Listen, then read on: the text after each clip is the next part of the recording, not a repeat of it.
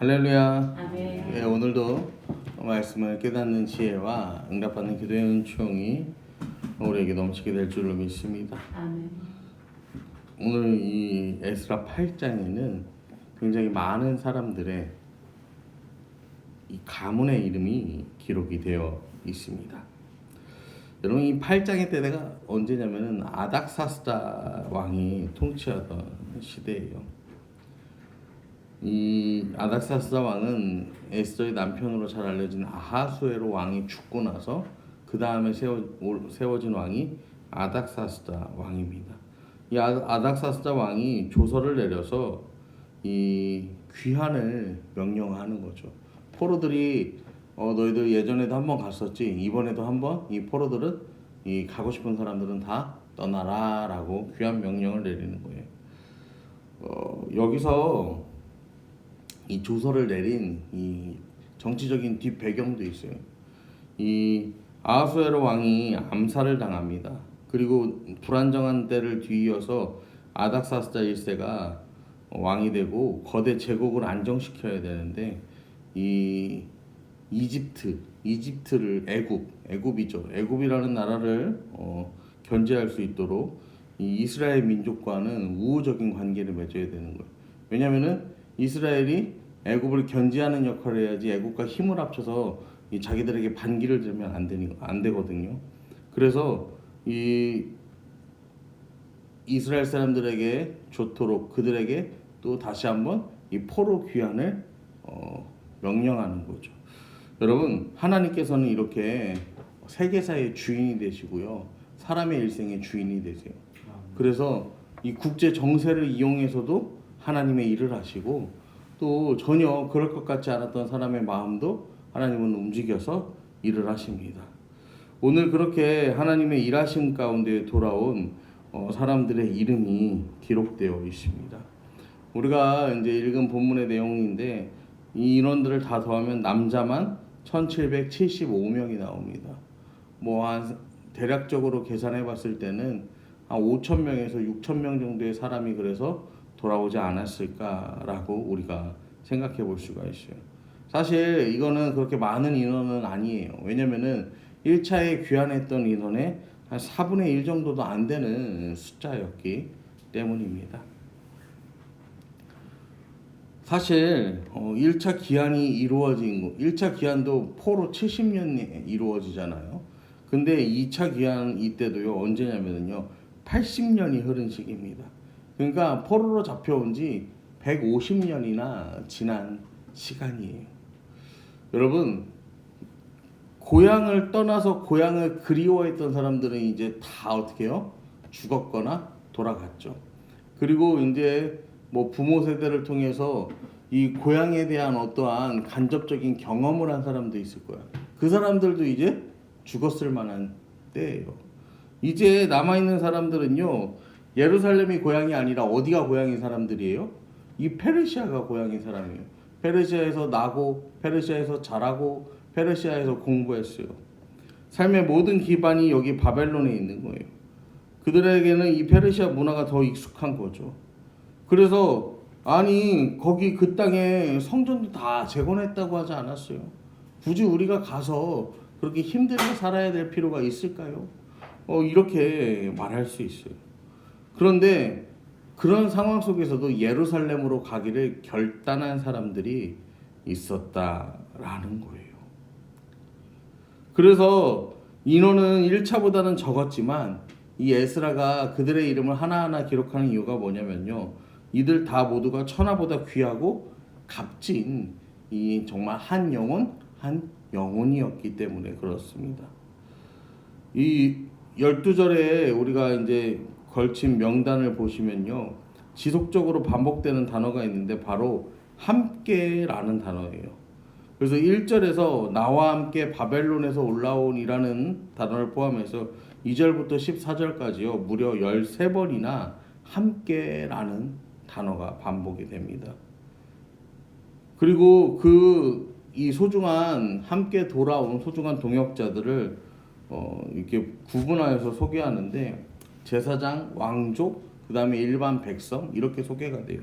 그래서 1절에 보시면은 이 누구를 소개하냐면은 바벨론 족장들과 그들의 계보는 이러하니라. 비느하스 자손 중엔 게르솜, 이다말 자손 중엔 다니엘, 다윗 자손 중에서는 핫두스. 그러니까 이 제사장과 왕족을요 뭐 하는 거예요? 지금 한 절로 다 퉁쳐버리는 거예요. 한 절로 그렇게 해버리고 나머지는 다 누구의 이름만 나오는 겁니까? 이 백성들의 이름만 나오는 거예요.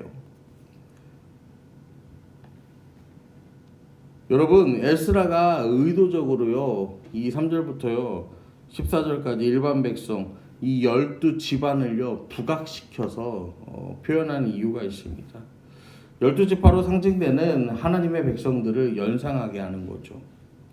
마치 새로운 출애굽의 역사가 시작되는 것처럼 에스라는 그 정체성을 찾고 있습니다. 특별히 이들은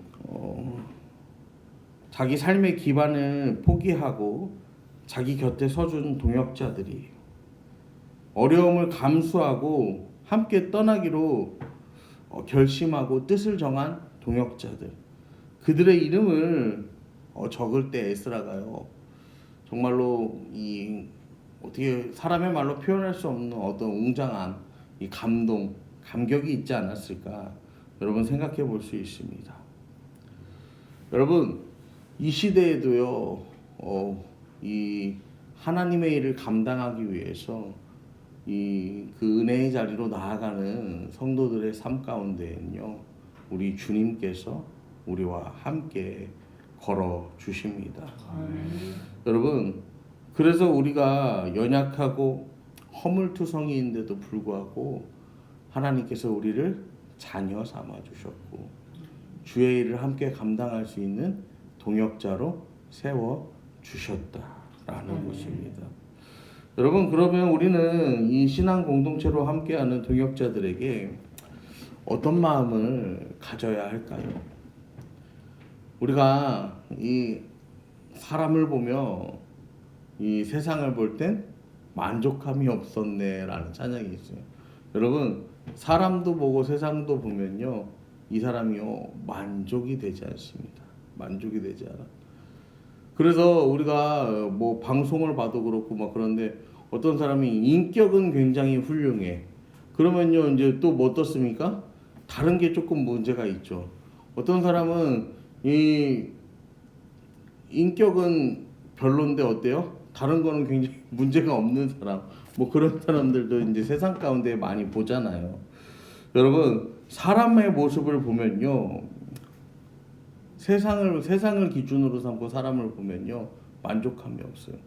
근데요 그 사람들 모두가 자기가 이 누리고자 하는 것들, 자기가 추구하는 이 세상의 즐거움 이런 것들을요 다 버리고 하나님 나라의 일을 감당하기로 결단한 믿음의 동역자라고 여러분 생각하시기를 바랍니다.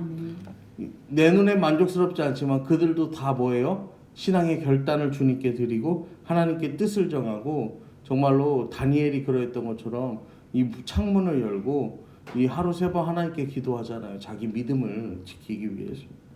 여러분 그들도요 무언가를 포기하고 감수하고 이 함께 이 신앙의 여정을 나아간 신앙의 여정에 동참하는 이 동역자임을 기억하시기를 바랍니다. 그렇게 에스라가 하나님의 인도하심대로 이제 귀향을 준비하는데 이 한 5천 명 정도의 사람들을 데리고 고국으로 이제 귀환하는 거잖아요. 근데 여기에서요 이 3일 동안 장막에서 머물면서 백성과 제사장들을 살핍니다. 그런데 문제가 생겨요. 여기에 레위 사람이 한 사람도 없는 거예요. 여러분 이 레위 사람은요 성전에서 봉사하고 수종을 드는 직무를 하던 사람이에요. 1차로 포로로 귀환했을 때 레위 사람이 341명이 귀환했습니다. 원래는 이 다윗 시대에는 제사장이 4,000명이 넘었어요. 그래서 이 제사장들을 24반차로 나눠서 1년에 2주만 일하게 했어요. 그러니까 나머지 기간 동안은 뭐 하는 거예요? 나머지 기간 동안에는 이제 자기들의 이 삶의 자리에 있는 거죠. 그러면서 하나님을 최고로 최선으로 섬기기 위해서 열심히 노력하는 거고, 백성들도 그 믿음으로 그 모든 제사장들의 삶을 다 돌봤던 거예요.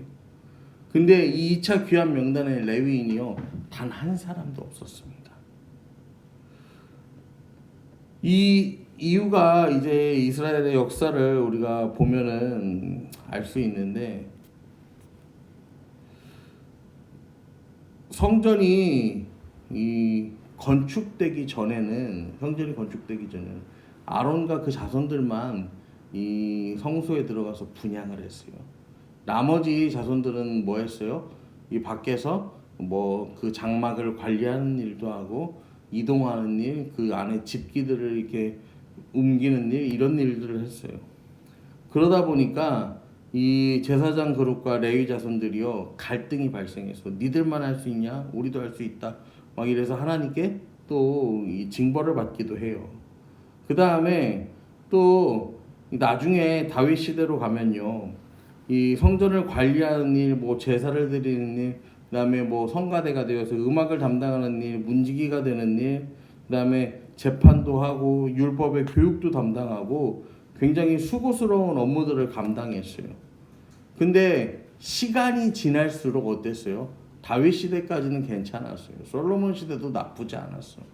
그리고 나중에 이제 이 뭐 히스기야나 그다음에 요시야 왕 때 같이 이렇게 종교 개혁이 일어나서 이 신앙을 회복했을 때 그런 데는 괜찮았지만, 대체로 전반적으로는 어떻습니까? 악한 왕들이기 때문에요. 이 제사장들이 다 뭐 했냐면은 이 떠났어요. 그래서 우리가 이제 이 역대기를 볼 때도 역대기를 볼 때도 나눴었는데, 제사장들이 다 떠나서 어떻게 됐어요? 성전문이 닫혀버렸잖아요. 그래서 그들을 모으고 다시 문을 여는 일을 하는 거였어요. 여러분, 그러니까 그러고도 여기 포로의 시대에 돌아왔잖아요. 그러니까 이제 레위인들이요 선뜻 그 직무를 우리가 감당하겠습니다라고 말하기가요 쉽지 않은 거예요. 여기서 우리가 이 가족을 돌보고 자녀를 돌보고 먹고 사는 일에 이제 적응했는데, 이걸 다 버리고 간다? 그러면 거기 가서 이 백성들이 또 우리의 삶을 온전하게 책임져 줄 것 같지도 않아요. 그러면 굳이 여기를 떠날 필요가 있나? 여러분, 그런 마음이 들었던 것이죠. 그런데요, 그래서 에스라가요,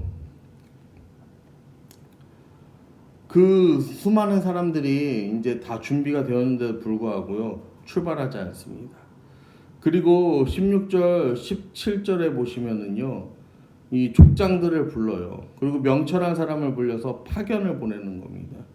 그래서 이 가시베아 지방이라는 곳을 이제 성읍으로 보내는데, 아마 여기가 레위 사람들이 많이 모여 있었던 그 레위 사람들의 이 주거지였던 것으로 우리가 볼 수 있습니다. 가서 레위 사람들을 찾아가서 설득하고 권면합니다. 그리고 그 레위 사람들의 마음이 이제 18절, 20절을 보면은요, 마음이 움직여요. 그래서 에스라의 강권함에 레위 사람 38명, 또 그들을 섬기는 느디님 사람들이 220명이 따라 나섭니다. 여러분, 그리고 성경은 그들을요 지명받은 이들이다 라고 소개합니다. 여러분, 이 레위 사람들은요 전체 복귀하는 인원의 퍼센테이지로 따지면요 0.02%예요. 그럼에도 불구하고요 이들이 하나님의 부르심을 들었고 부르심의 순종으로 응답하여 자기 자리로 돌아온 지명받은 사람이라고 에스라는 소개합니다. 여러분, 하나님은요 하나님의 백성을 바로 세우기 위해서요 하나님의 때에 하나님의 방법으로 하나님은 일하십니다. 주님께서는요 우리 한 사람 한 사람을 모두 이 교회로 불러주신 이유가 있어요. 혹여 생각하기에 기준에 미달인 것 같은데, 내 기준에 안 맞는 거예요. 기준에 미치지 못하는데 좀 미흡한데 아쉬운 점이 있는데, 여러분 그럼에도 불구하고 우리는 모두 다 주님의 그 선한 손에 도우심으로 이곳에 모인 믿음의 공동체임을 다시 한번 기억하시기를 바랍니다. 아멘. 그래서 나에게 맡겨주신 사명이 있어요. 이게 남과 비교했을 때는 초라해 보일 수도 있고 이런 것까지 해야 되나 싶을 수도 있어요. 근데요, 그 모든 일이 하나님의 사람을 세우는 일이고 하나님의 몸된 교회를 세우는 일임을 여러분 기억하시고 충성하시기 바랍니다. 아멘. 하나님은 우리를 그렇게 부르셨습니다. 지금도 하나님은 찾고 계시고요, 부르고 계시고요, 그들을 모집하고 계세요. 여러분, 그 부르심의 자리에 아멘으로 순종하며 주의 일에 충성하며 나아가는 저와 여러분 되기를 이 시간 간절히 축원합니다. 아멘.